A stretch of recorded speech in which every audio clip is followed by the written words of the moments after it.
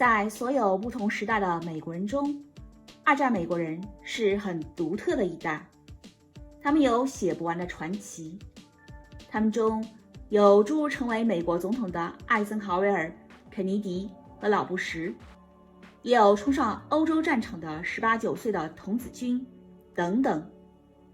他们伟大，他们无畏，他们淡泊名利，他们敢于牺牲，他们被誉为美国历史上最好的一代人，用勇气、热血和生命奠定了我们今日追求和平正义的根基。那个时代就像美国历史上的一个艺术，贡献的能人志士数量惊人，能够与之媲美的大概就是欧洲文艺复兴时期，能工巧匠赶着投胎，连智商击穿人类智慧天际线的天才都接连出来好几个。今天要说的是轰炸东京第一人，经历2次世界大战的最杰出的飞行员，也是从伯克利和 MIT 起飞的学霸，战斗雄鹰。对于普罗大众，这一长串身份分成5个人完成就已经很亮眼了。对于一个旷世奇才，这段话的描写却还是太简约了。每一个人都可以有最好的年华，但不一定能生在最好的时代。对于上世纪末出生的那一批人来说，他们中的许多人一生中将史无前例地面临2次世界大战，分别占据他们的少年和青壮年。他们一出世就背负上历史使命。故事的主人公就是一位这样的人。1896年12月14日，美国加利福尼亚州多了一名叫詹姆斯·杜利特的男婴。杜利特少年时代曾在阿拉斯加生活一段时间，没有学捕鱼，倒是成了当地的小拳王。之后回到加州，成了伯克利大学的一名学生。天性勇猛的他选择的志愿是矿业学院，学习前沿的专业知识。就因为13岁那年多看了真飞机一眼，杜利特的机械和航空梦就再也没有停歇。这后来成为贯穿他一生的事业。Army Air Corps Lieutenant Colonel James Doolittle has agreed to lead the... 杜利特崭露头角于1战，封神于2战。作为美国1个世纪以来最优秀的工程飞行师，杜利特创立了许多航空界的第一。他是 MIT 第一个航空工程学博士，也是美国第一个。他成功地把书呆子的工程师和玩命汉的飞行员2种世俗眼里往往不搭界的概念合二为一。第一个成功的从美国东岸到西岸横飞国家的人，创下单次飞行记录，并且多次完成航行。在那个年代，此举犹如首次太空行走。由此，他获得了国家杰出飞行奖章。他还是多次飞行竞赛的冠军，并连连打破飞行速度上的世界纪录。第一个完成致命循环飞行特技的人。1927年，他从1万英尺的高空俯冲，一度达到280英里的下降时速，在接近地面低空的刹那猛烈拉升，并成功攀爬回1万英尺，完成整个循环航线。此举突破了当时人类飞行挑战的极限。他是独一无二的特级飞行家，第一个创立仪表飞行方法，俗称盲飞的人，让飞行员在看不到天地线和地标线的情况下也能驾驶飞机。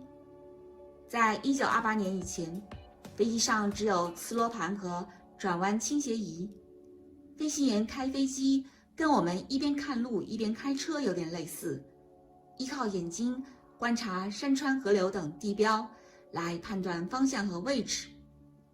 杜利特做了突破性革新，发明了航空水平仪、定向陀螺仪，并用到另一位伟大的航空工程师科斯曼发明的科氏高度仪。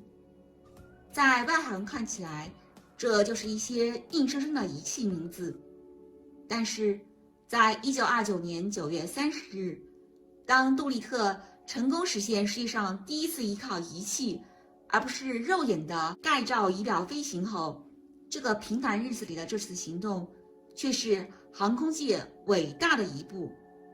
从此，人类在空中飞行更加安全，飞行员也可以克服各种天气变化，进入全天候航飞的崭新一页。杜立特之于航空业，犹如马斯克之于电动车一般的存在。不过，他是上过战场、当过特种兵、执行过最高军事机密的马斯克。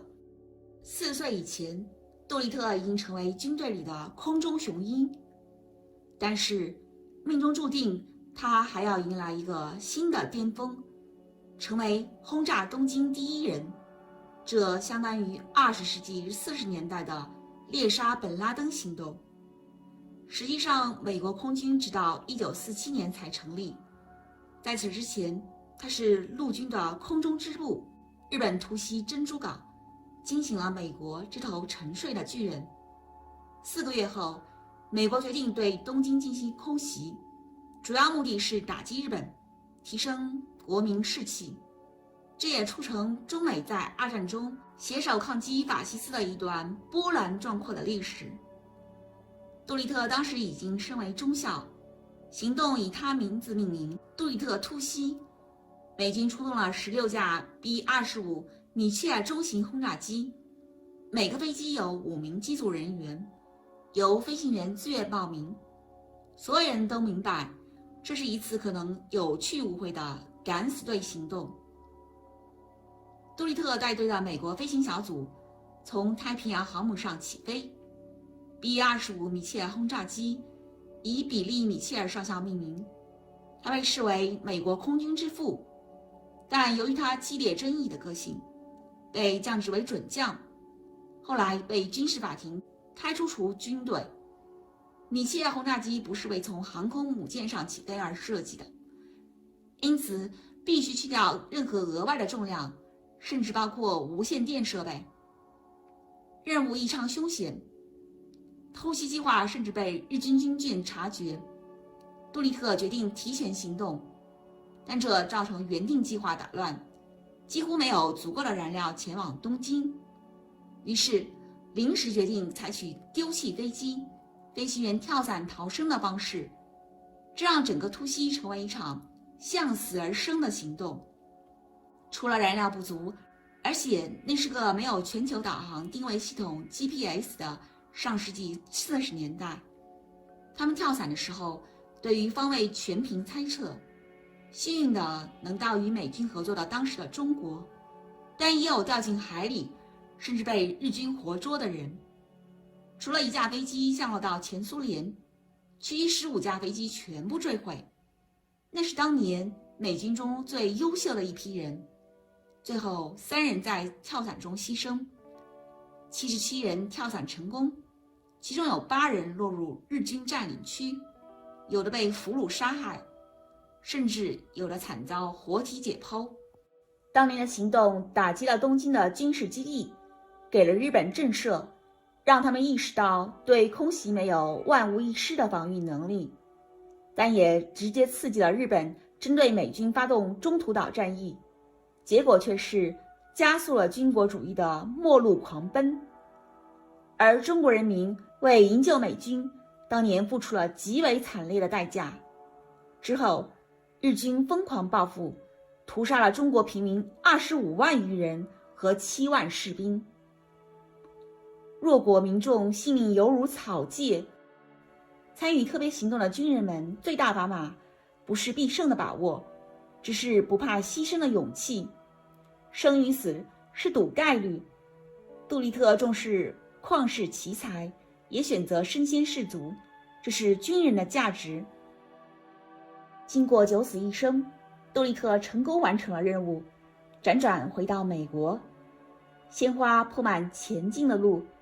1944年夏天，功成名就的杜立特在飞行基地迎接到访的英国皇室一家。现英国女王伊丽莎白2世当年只有18岁，还是纯情妙龄少女一枚。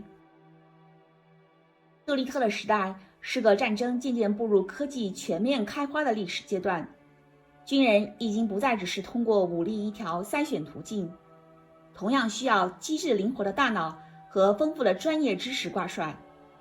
解的高数，烧的营饭，修的飞机，捉的无常，这就是他的写照。1985年4月10日，戎马一生的杜立特荣升4星上将，里根总统和知名参议员巴里·戈德沃特给他授勋。1993年9月27日，96岁的杜立特在加利福尼亚州原石滩去世，长眠于美国华盛顿郊外的阿灵顿国家英雄公墓，极致哀荣。人们喜欢写明星，写燃情，写娱乐，但是最好的莫过于写生命，写正义，写英雄，因为那就是写我们自己怎么一步步地走向更高的文明。和平来之不易，愿世人不忘历史。